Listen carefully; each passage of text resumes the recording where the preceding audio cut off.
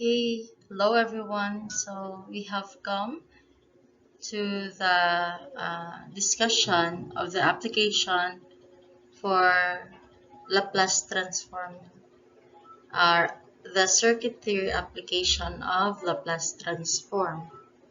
Okay, so let's start.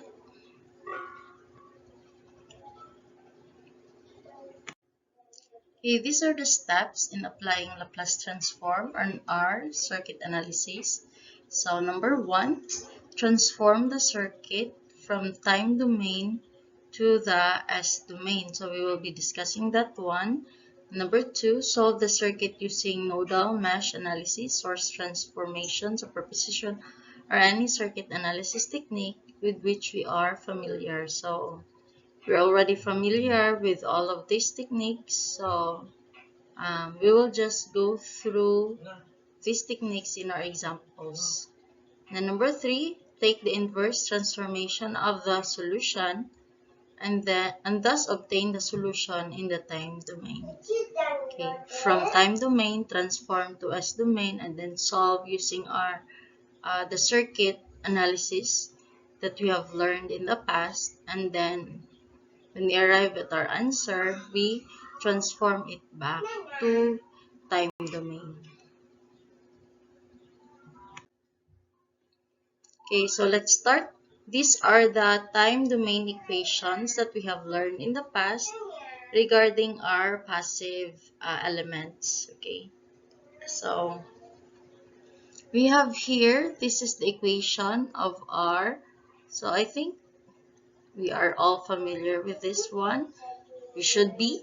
So this is Ohm's law, no? V is equal to Ri. Okay, so these are all in time domain. And now, to start with our Laplace transform, we will going to transform this Ohm's law in time domain into S domain. Okay, so let's start. We're going to do Laplace transform of V of t is equal to Laplace transform of R I of t.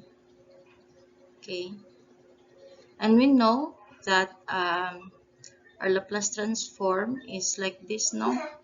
Laplace transform of f of t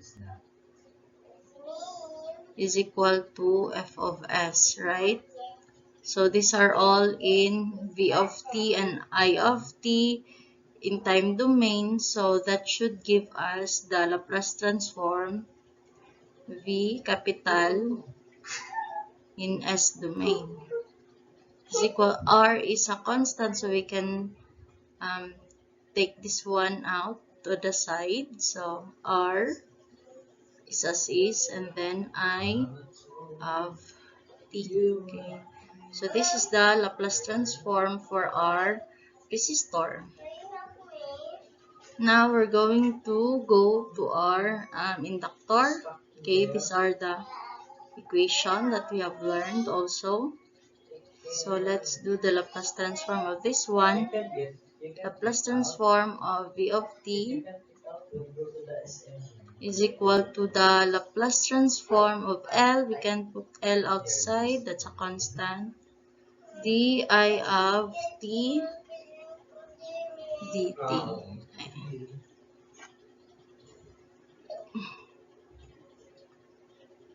Okay, so we have learned in the past regarding, I mean in our previous discussion now with the Laplace transform, how to transform a derivative.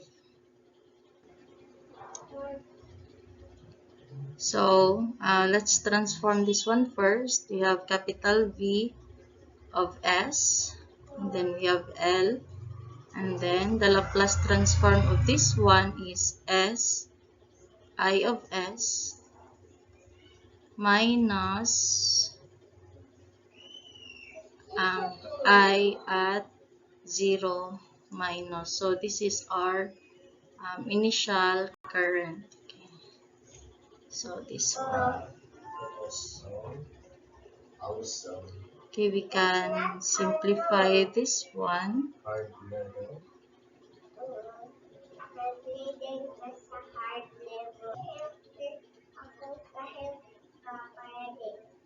V of S is equal to SL I of S minus L I at 0 minus.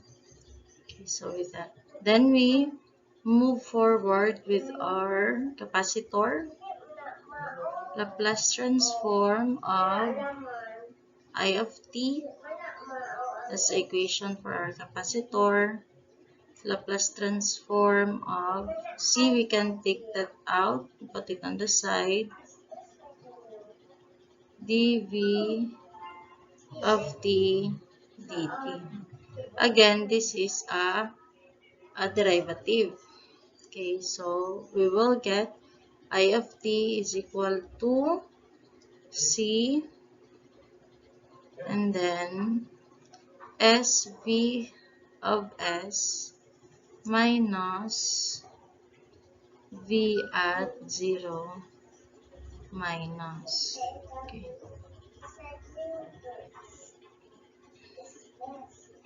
Okay, so actually, we will need to get the value of our I, no?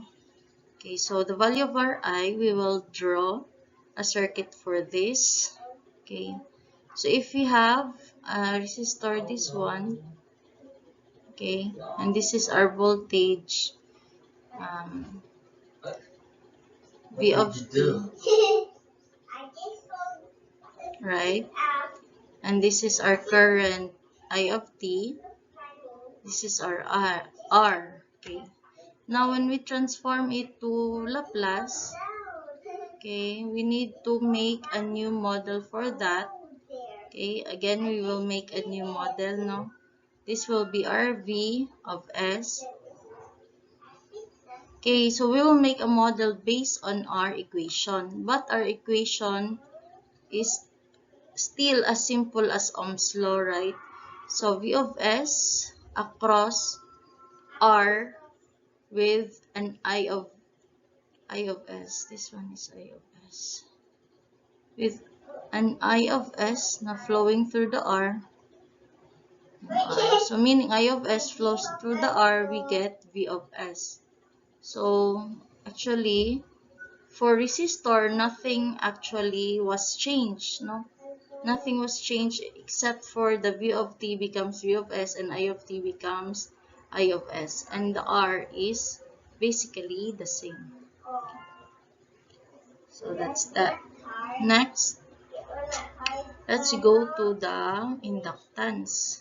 Okay, so previously, this is our inductance.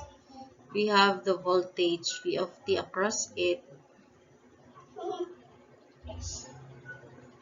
And then we have the inductance right there and the current I of t.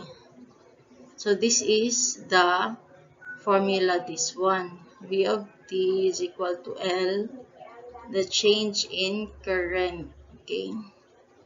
Now, if we transform that one to Laplace, this is now our equation. So, naatay V of S across. But you can see that we already have two terms, no?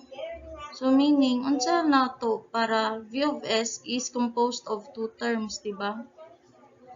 So, meaning, there should be two elements here, which is the, an element here minus an element Li to the 0 minus is equal to V of S. Okay, and we have a current right here, I of S. Okay, so we have two, no? So that means we have SL right here, SL times the current na flowing through it, minus an element here, Li at 0 minus, is equal to V of S. Okay.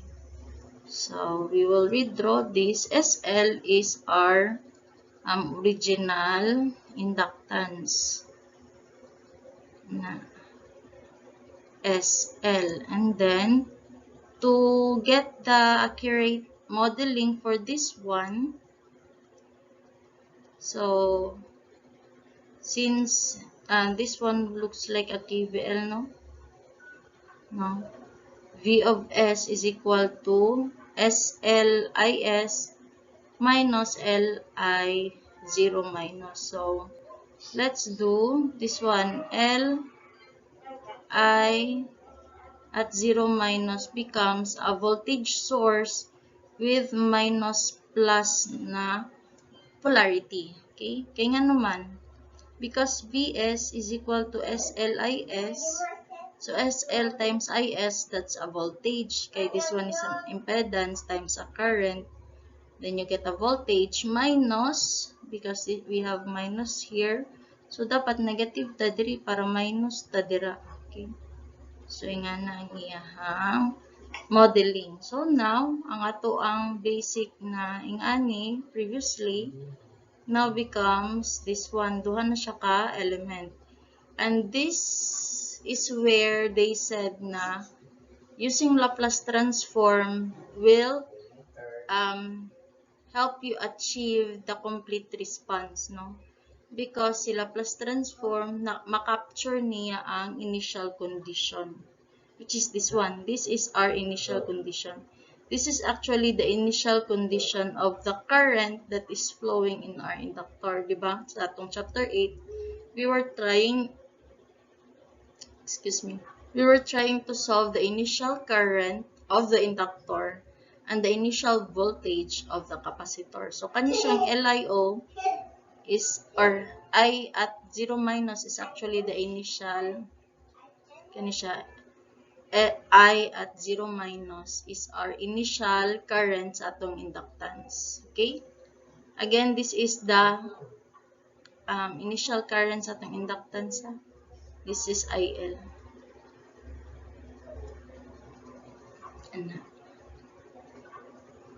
Okay, next, let's do this one. Okay, ato ni siya i-simplify. Sulod na to si C. So, I of t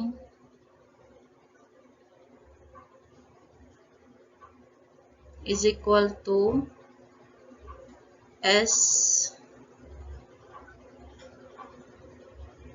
C V of S minus C V at 0 minus. Okay, this one.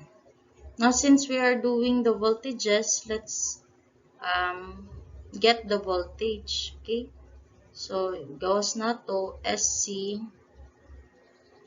C V of S is equal to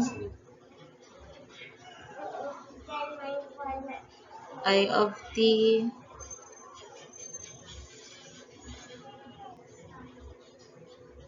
plus CV at 0 minus. Okay. Divide na to SC. So we get V of S is equal to I of, this is I of S. This is I of S there. I of S over SC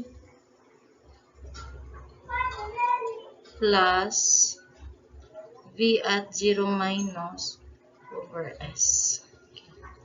So let's try to model that one. So this is V of t, I of t, and this is 1. So ganito. 1 over j omega joule. Na lang.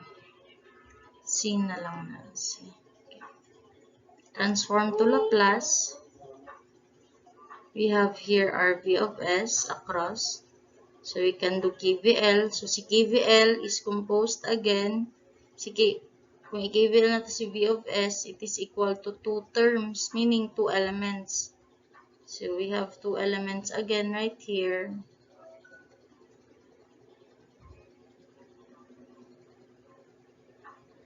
Diba? Plus, minus. Okay. So, this one, namatay current rin na moagi, I of S.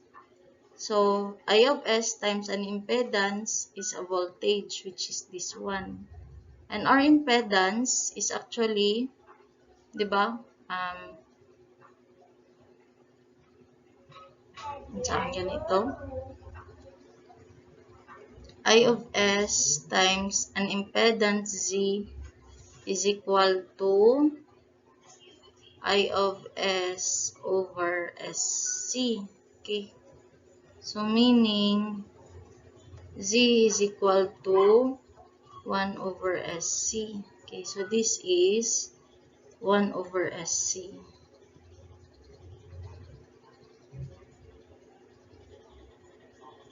Over SC.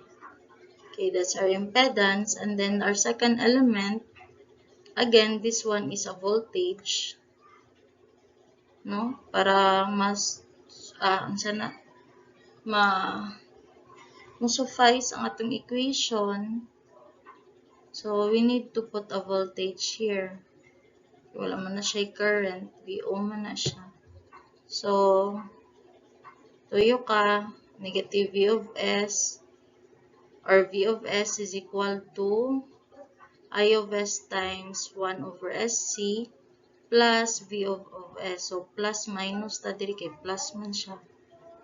So, plus. But this one is V at 0 minus over S. Okay. So, this one is the model of our capacitor. Okay. So, this one you need to remember. You need to remember this kay ato ni siyang i-redraw atong circuit into Laplace transform. Inganin ang ato ang pagka-redraw. Okay? Okay. So, after that class, ato i-redraw balik, no? V of S is equal to R I of S. This is for resistor. Inductor is equal to V of S is equal to SL I of S minus L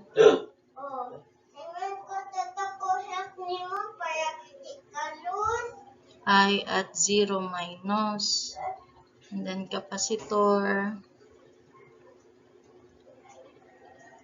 V of S is equal to I of S over SC plus V at 0 minus over S.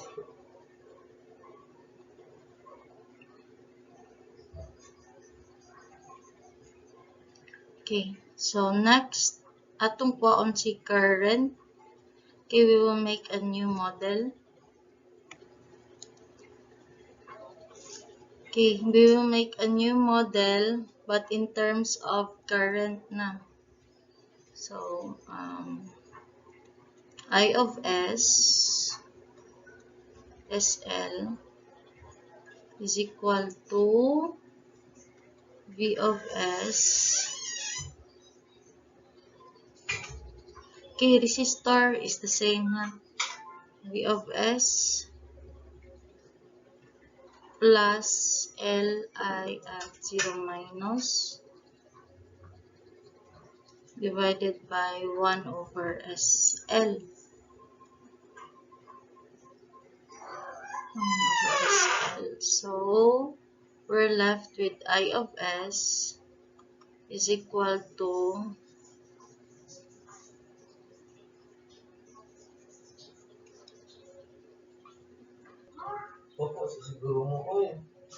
V over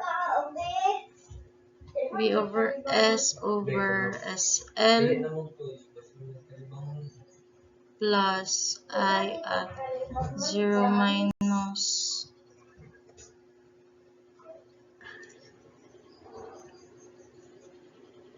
over S. So, let's remodel this one. but with current. Okay? So, since current man ni siya, this one looks like a KCL. Okay? So, we have two elements sa KCL nato. And this one is I of S. Okay. So, meaning, I of S is equal to current dera o current dera. And the current here is equivalent to Vs over SL. And we know na current is equal to voltage over impedance. Diba? So, meaning, ang impedance nato here is SL. Okay, voltage over impedance man. So, this is inductor. This is again SL. Okay? Take note, class, this is similar sa katong ganihan, no? SL man tong ganihan. This one is also SL ang natong impedance. And then, the current right here is equivalent to I at 0 minus over S. Okay? We have positive kay positive man ta diri. Okay? So, this one is now a current, no? Current na ni siya ganiha kay voltage man to. This one is now current pa na.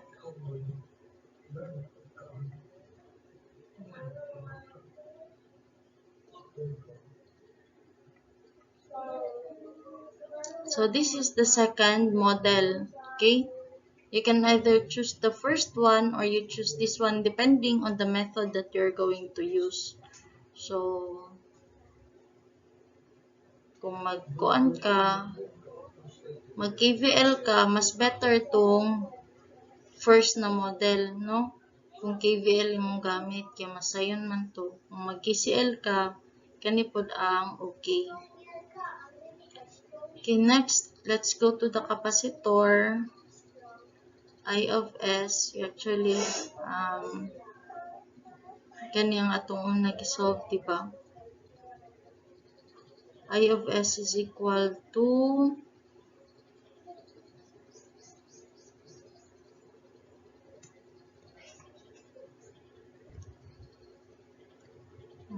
SC V of S minus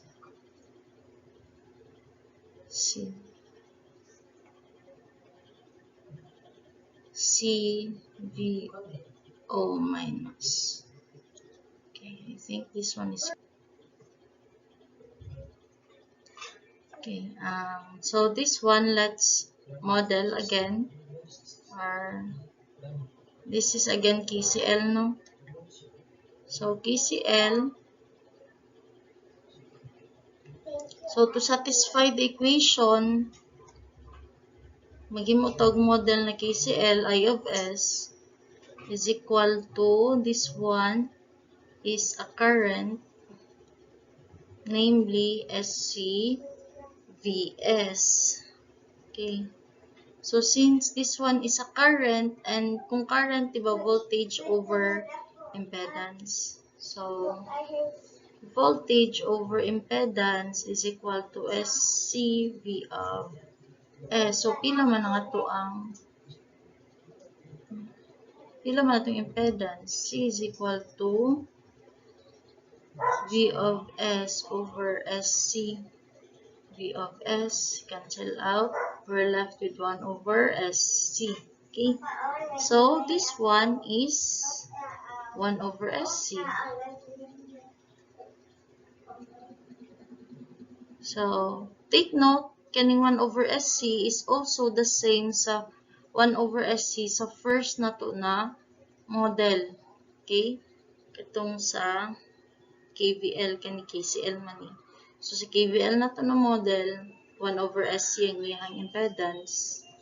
Dili sa KCL na to na model, 1 over SC gihapon ang impedance. Okay, now, let's go to the next term. No? So, this one is a current. This one is also a current, but then naka-minus ta. So, meaning, kung current siya, our current source should look like this. Na, okay, para I of S is equal to kani na current, which is positive, minus kani na current na ni-oppose, and that is equal to CV at 0 minus. Okay, so this is our second model.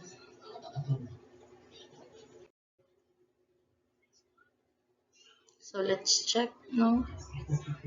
This one.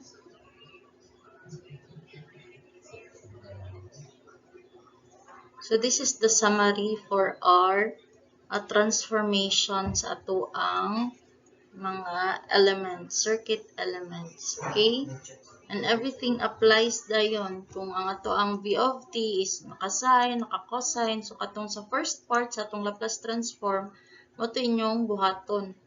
Kung naka-sine, cosine, naka-exponential ang ato ang input na power or power source, which is maybe a voltage or a current. Okay. It is also required to note, no, that the previous models were